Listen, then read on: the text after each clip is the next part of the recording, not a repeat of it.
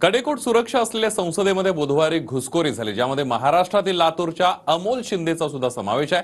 आता अटकेनंतर चौकशीतून नवनवे खुलासे होत आहेत। घुसखोरीचा कट 3 वर्षांआधीच रचण्यात आला होता, अशी माहिती आता समोर येते। बघूया त्याबद्दलचा एक स्पेशल रिपोर्ट।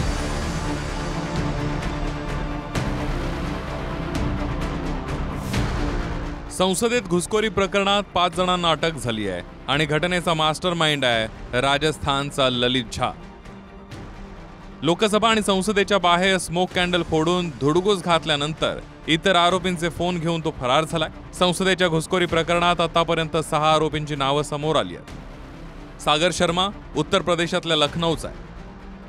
अटकेत असलेला दुसरा आरोपी डी मनोरंजन तो कर्नाटकच्या म्हैसूरचा आहे।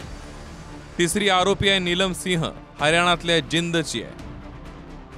अमोल शिंदे महाराष्ट्रातल्या लातूरच्या झरी नवकुंड गावातला आहे। 5वा आरोपी आहे विक्की शर्मा तो हरियाणातल्या गुरुग्रामचा आहे आणि 6वा आरोपी मास्टरमाइंड ललित झा सध्या फरार आहे, तो राजस्थानचा आहे।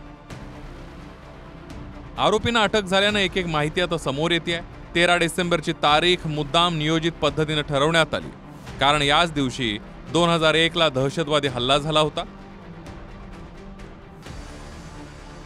सर्व आरोपी social media page Bhagat Singh fan क्लबशी जोडलेल्या।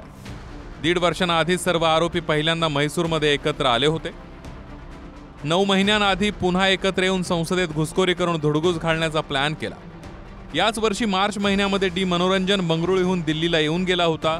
व्हिजिटर्स पास घेऊन संसद भवनाची रेकी सुद्धा केली होती। रेकी करताना डी मनोरंजनच्या लक्षात आलं की जोड्याची तपासणी बारकाईनं होत नाही। जुलैमध्ये सागर शर्मा दिल्लीला आला होता, मात्र संसद भवनाच्या आत जाऊ न शकल्यानं बाहेरून रेकी केली। सर्व आरोपी 10 डिसेंबरला गुरुग्राममध्ये विक्की शर्माच्या घरी आले। लातूरचा अमोल शिंदे महाराष्ट्रातून कलरवाले स्मोक कॅन्डल घेऊन आला होता। सर्व आरोपी इंडिया गेटजवळ पुन्हा एकत्र आले आणि अमोलनं स्मोक कॅन्डल दिले। सागर शर्मानं सकाळी 9 वाजताच भाजप खासदार प्रताप सिंह यांच्या पीए कडून पास घेतला आणि दुपारी 12 वाजता सागर मनोरंजननं संसदेत प्रवेश केला।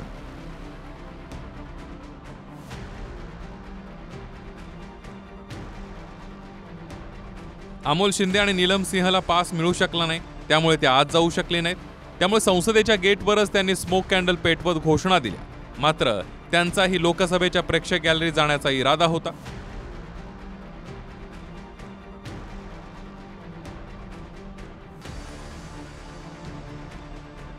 कर्नाटकचे भाजप खासदार प्रताप सिंह यांच्या पासवर सागर शर्मा आणि डी मनोरंजन लोकसभेच्या प्रेक्षक गॅलरीत आले। त्यावेळी लोकसभेचं कामकाज सुरू होतं।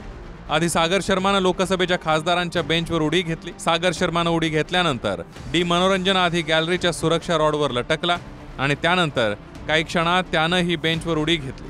अशा प्रकारे दोघांनी लोकसभेत घुसखोरी केली आणि नंतर बुटातून स्मोक कॅन्डल काढून लोकसभेमध्ये धूर केला। अर्थात इरादा स्पष्ट होता, या तरुणांनी सरकारला इशारा दिला, कारण खासदारांनी पकडून त्यांना मारलं, पण त्यांनी खासदारांना मारण्याचा किंवा इजा पोहोचवण्याचा प्रयत्न केला नाही। तर बेरोजगार तरुणांचा संताप लोकसभेत उमटला असून अराजकतेची सुरुवात झाल्याचं राऊत आणि काँग्रेसनं म्हटलंय। आज ज्या तरुणांना पकडलेलं आहे त्यांचा मार्ग चुकला, पण हे मुलं बेरोजगार आहेत। त्यांना पकडे तळायची कुठे व्यवस्था मोदींनी ठेवलेली नाही, या सरकारने ठेवलेली नाही। त्यातली एक मुलगी जवळजवळ PhD करते, त्यामुळे अजित पवारांनी तिला काय मार्गदर्शन केलं पाहिजे। शेवटी वैफल्यग्रस्त होऊन हा तरुण या मार्गाने जर निघाला असेल, ही अराजकाची सुरुवात आहे। या देशातला तरुण, बेरोजगार तरुण अशा प्रकारे जर या मार्गाने जात असेल, त्यांच्या दृष्टीने ही क्रांती आहे, आमच्या दृष्टीनं हा अतिरेक आहे। त्याला चूक असेल, काल त्या पोरांनी उड्या मारल्या, चुकीचं आहे, पण मनातनं माझं समर्थन आहे। का उड्या मारल्या? एवढं धावून पळून एवढी मेहनत करून पोलिसामध्ये नोकरीच मिळत नाही। ती पोरगी इतकी शिकलेली होती, नोकरीच मिळत नाही, घर चालायचं कसं? या व्यथेतनं त्यांनी उड्या मारल्या। आज त्या पोरांवरती त्यांनी काहीतरी खटला लावलाय, देशद्रोहाचा वगैरे काहीतरी खटला लावलाय। त्यांच्या मनातल्या व्यथा तुम्ही जाणून घेतल्या नाहीत तर ही तर ठिणगी आहे, आग लागेल आग। तो एक आवाज होता जनसामान्यांचा, जो लोकसभेत पोहोचवण्याची हिम्मत त्या पोरांनी दाखवली। कि देश की प्रधानमंत्री सेंगोल लेके जब पूजा पाठ करते हैं नया सदन के अंदर, तो वो नया सदन की आज ये हालत क्यों हुई? कम से कम दुख या शंका तो जताना चाहिए था ना, एक देश की प्रधानमंत्री होने के नाते और यह सदन के नेता होने के नाते, दोनों की तरफ से भारत हिंदुस्तान के प्रधानमंत्री को शंका प्रकाश करना चाहिए था, दुख जताना चाहिए था। तर आरोपींवर कडक कारवाई करण्यात आली असून UAPA अंतर्गत गुन्हा नोंदवण्यात आलाय। UAPAच्या कलम 16 आणि 18 नुसार गुन्हा दाखल झालाय। UAPA कलम 16 म्हणजे दहशतवादी कृत्य, UAPA कलम 18 म्हणजे कट रचणे।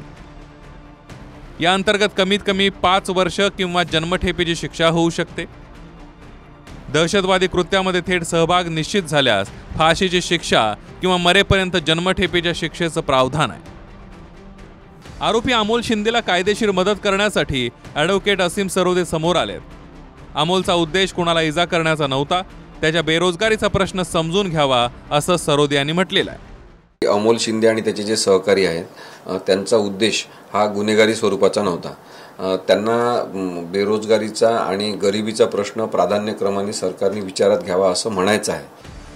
अमोल शिंदेला अटक झाल्यानंतर त्याच्या आईवडिलांनाही गाव सोडण्यास पोलिसांकडून मनाई करण्यात आली आहे।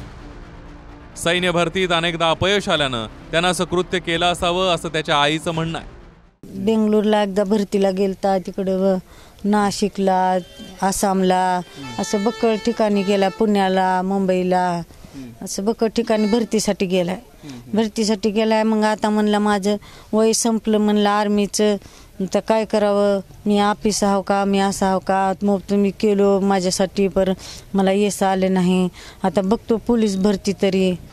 इकडे विरोधकांनी लोकसभा आणि राज्यसभेत संसदेतल्या सुरक्षेवरून सवाल उपस्थित करत गदारोळ केलाय।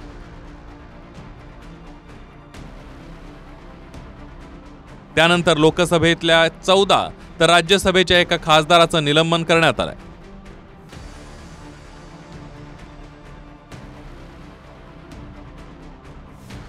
दिल्लीहून संदीप राजगोळकरसह ब्युरो रिपोर्ट TV9 मराठी।